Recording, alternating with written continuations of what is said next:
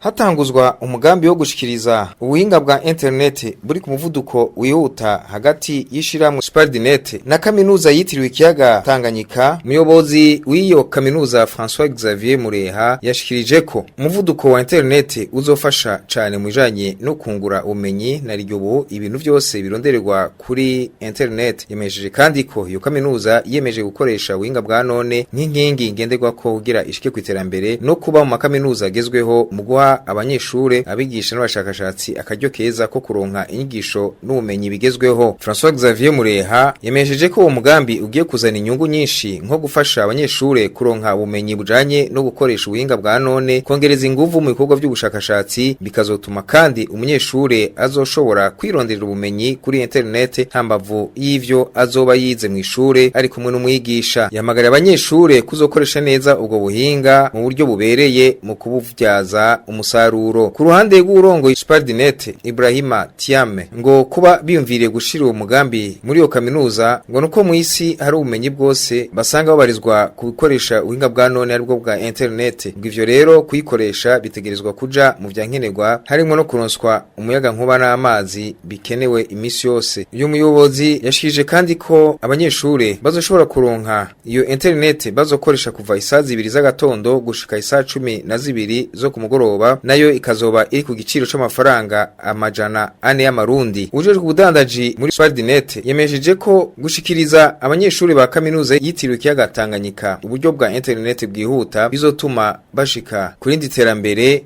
mu bijanye n'ubushakashatsi mu vyigwa vyabo.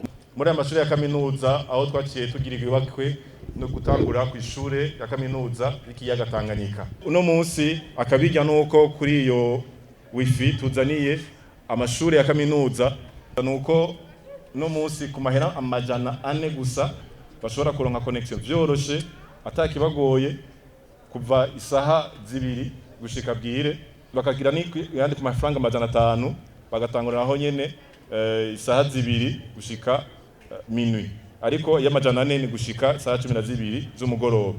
Iyo connection izofasha abanyeshure kugira ngo bashobore kugira ivyo barondera mu bumenyi bwabo kugira biteze imbere mu bumenyi bwabo bariko bararondera mu bikorwa byabo bya misi yose yo kwishure.